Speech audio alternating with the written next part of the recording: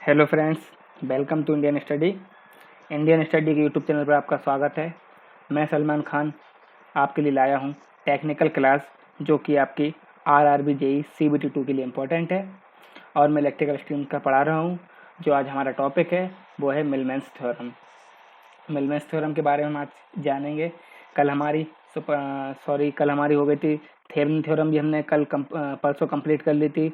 उसके पहले Norton theorem हो गई हमारी, सुपरपोजिशन थ्योरम हो गई है और मैक्सिमम पावर ट्रांसफर 4 थ्योरम हो गई हैं। आज 5वीं थ्योरम है जो कि है मिलमेंस थ्योरम। समझते हैं मिलमेंस थ्योरम यूज़ कहाँ होती है, इसका स्टेटमेंट क्या होता है।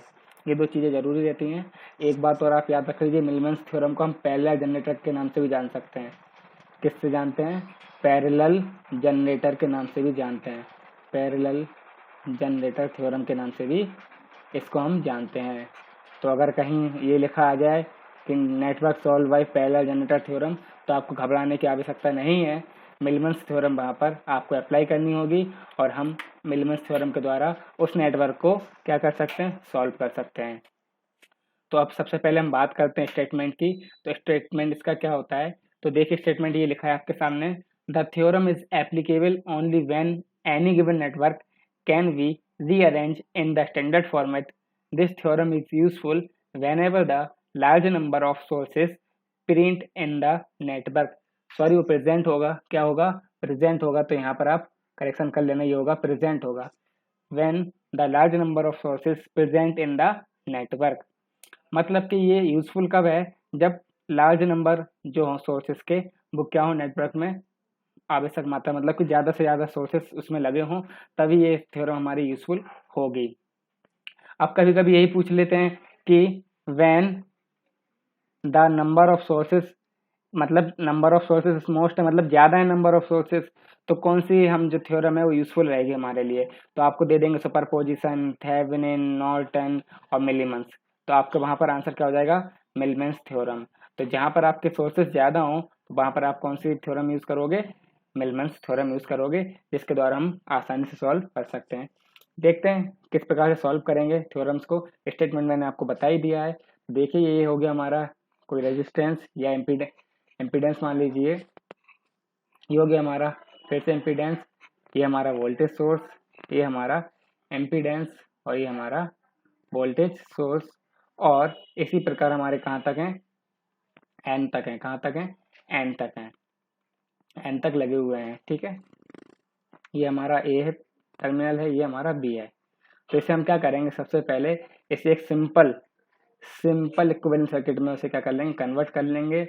हम कन्वर्ट करेंगे, किस प्रकार से कन्वर्ट करेंगे, तो हम कन्वर्ट कर लेंगे। ये हमारा मान लीजिए Z1 है, ये हमारा Z2 है, ये हमारा Z3 है। इसी प्रकार मान लीजिए ये E1 है, E2 है, ये क्या है, E3 है। तो ये हमारा जब इक्विवेलेंट सर्किट बनाएंगे तो ये हो जाएगा हमारा ZI और ये हो जाएगा हमारा E। क्या हो जाएगा, E हो जाएगा या EI, जो भी लिख सकते हो आप। तो ये हो जाएगा हमारा Z10 या ZI। से Z10 भी लिख सकते हैं, हम क्या लिख सकते हैं, Z10, मतलब कि कहाँ तक है, ये Z10 तक है। ठीक है, और ये टर्मिनल हमारा मान लीजिए A और ये B मान लीजिए। अब सॉल्व या कैसे करना है, तो जो हमें इस थ्योरम के द्वारा बताया गया है, तो इसमें अगर हम E की वैल्यू निकालना चाहें, किसकी वैल्यू निकालना चाहें, E की वैल्यू निकालना चाहें, तो हम E की वैल्यू देखिए किस प्रकार से निकालेंगे।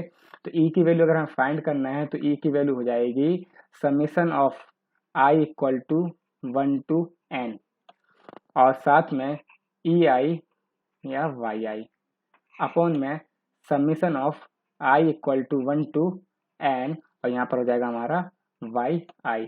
अगर E फाइंड करना है तो हम E इस प्रकार से फाइंड करेंगे। अब आप बोलोगे ये क्या लगा दिया समेसन, आप बोल रहे हो ये हमको समझ में नहीं आ रहा है।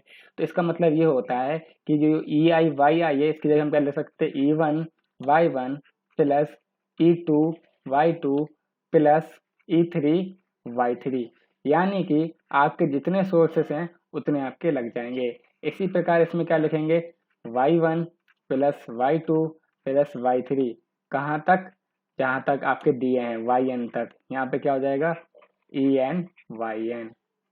तो ये इसका अकॉर्डिंग हम E की वैल्यू निकाल सकते हैं। लेकिन मान लीजिए हमसे करंट पूछी है तो हम कैसे निकालेंगे। और दूसरी बात, यहाँ पर तो हमें जेट दिया है, आपको यहाँ पर क्या फॉर्मूला है, वाई है।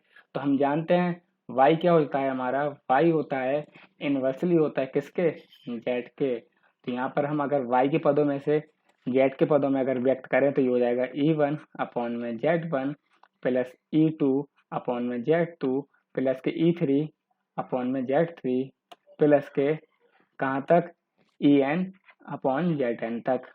इसी प्रकार अगर यहाँ पर नीचे देखें तो ये हो जाएगा 1 अपॉन Z1, ये देखिए Y1 है ना, प्लस 1 अपॉन Z2 प्लस के 1 अपॉन Z3 कहाँ तक 1 अपॉन Zn तक। तो ये तो आपने समझ लिया इसमें ई कैसे निकालेंगे। ठीक है, अब मान लीजिए इसमें करंट पूछा है आपको कि करंट कैसे निकालेंगे, तो करंट हम कैसे निकालेंगे, तो देखिए ई मतलब कि हमें वोल्टेज मिल गया। अब हमें यदि आर इक्विवेलेंट मिल जाए या कि जेड इक्विवेलेंट मिल जाए तो हम निकाल लेंगे करंट, तो आराम से निकाल लेंगे ना करंट। तो जेड इक्विवेलेंट देखिए हमने यहाँ यहीं पर बताया है, जेड इक्विवेलेंट आपको कहीं नहीं जाना है।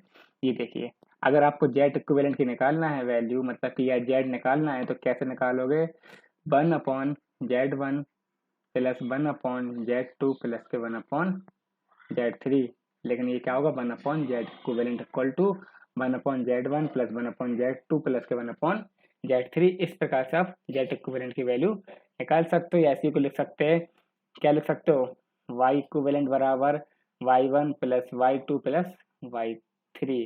आप कन्वर्ट कर सकते हो किसी में भी।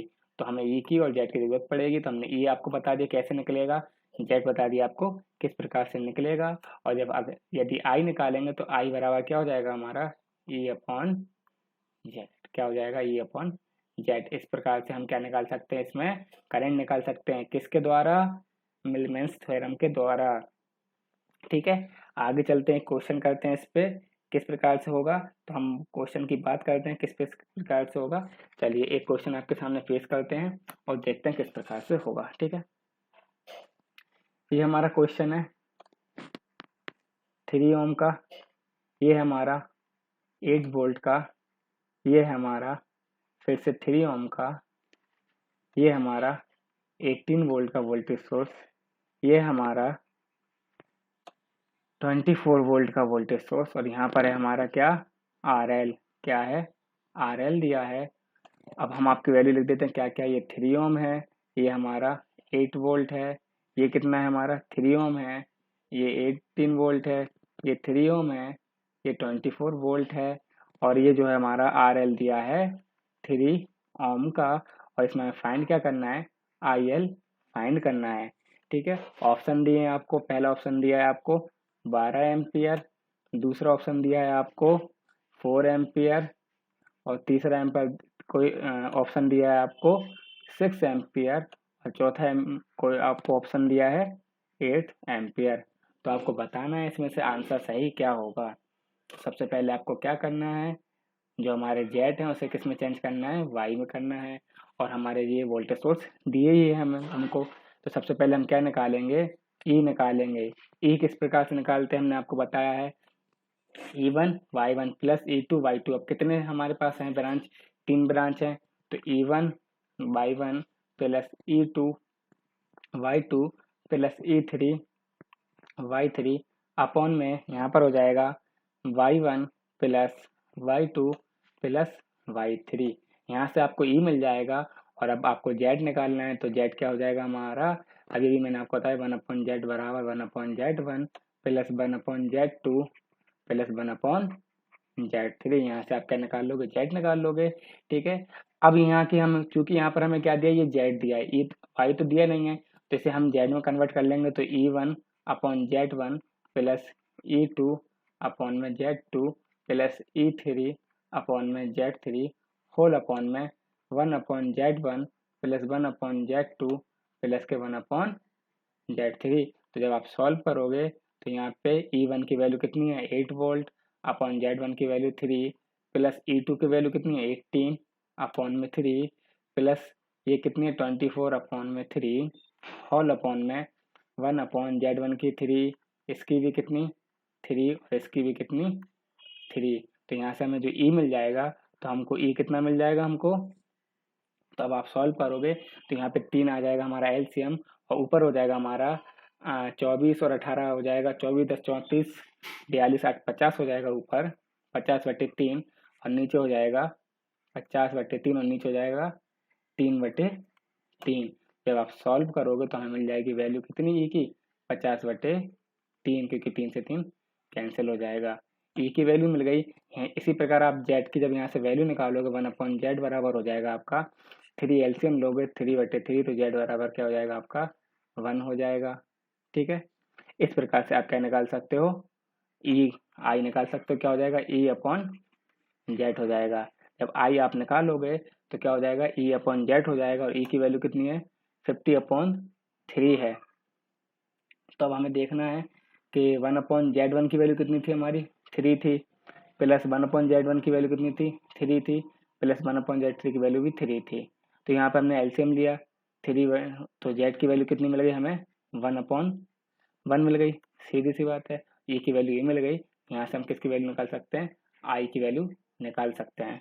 ठीक है, तो अब आई की वैल्यू निकालेंगे तो 50/3, 3 से डिवाइड करेंगे तो अब आप जब 3 से डिवाइड करोगे तो 3 में 3 एकम 3, 2 बचा 20 हो गया आपका, 3 6 18, फिर 2 बचेगा 16.2 एम्पियर के समथिंग आ रही है। तो इसका जो आंसर हो जाएगा कितना हो जाएगा 16 एम्पियर। तो ऑप्शन कौन सा हो जाएगा, सॉरी ये ऑप्शन जो था वो 16 एम्पियर था, क्या था 16 एम्पियर। तो ऑप्शन नंबर 3 आपका क्या हो जाएगा आंसर हो जाएगा। तो 16 एम्पियर आपका आंसर आ जाएगा। ठीक है, इस प्रकार से आपको सॉल्व करना है। ठीक है, तो ये एक छोटी सी थ्योरम थी मिलमन्स थ्योरम, जो कि जब आपको कब यूज़ करना है, जब आप क्या कहते हैं सोर्सेस आपको ज़्यादा दिए हों तब इसका यूज़ होगा, तब हम इस थ्योरम का यूज़ करेंगे। तो इस प्रकार से आप थ्योरम का यूज़ करके किसकी आई की वैल्यू निकाल सकते हो, कब, जब आपको सोर्स दिए हों। इसके अलावा आप इसमें क्या अप्लाई कर सकते हो, आप केसीएल और केवीएल दोनों अप्लाई कर सकते हो यहाँ पर। तो आप केसीएल और केवीएल से भी इसे क्या कर सकते हो, सॉल्व कर सकते हो। ठीक है, तो आज हम मिनिमस थ्योरम रखते हैं। कल से हम देखिए एसी सर्किट स्टार्ट करेंगे। एसी सर्किट में आपको पहले डेफिनेशन टर्मिनोलॉजी होगी, फिर उसके बाद हमारा RMS value, average value, power factor, peak value, ये सब हम आपको पढ़ाएंगे। तो सफिशेंट है इतनी थ्योरम। ठीक है, तो हमारे नेटवर्क के लिए इतनी थ्योरम सफिशेंट है। और आगे जो हम बात करेंगे वो हम बात करेंगे एसी नेटवर्क की, उसमें हम बात करेंगे एसी एनालिसिस की, जिसमें हम पहले आपको डेफिनेशन टर्मिनोलॉजी बताएंगे कि डेफिनेशन क्या होती है। और कल हो सकता है शायद मैं इसका मैं क्या कहते हैं एमसीक्यू लेके आऊँ, कि जितना भी मैंने आपको पढ़ाया है उतने ओवरव्यू का मैं आप क्वेश्चन लेके आऊँगा, जो इंपॉर्टेंट क्वेश्चन होंगे मैं आपको बताऊँगा कल के सेशन में। ठीक है, तो आज के लिए इतना ही रखते हैं। अभी अगर आपको हमारा वीडियो पसंद आया तो आप लाइक करिए, सब्सक्राइब करिए और शेयर कीजिए। Thank you.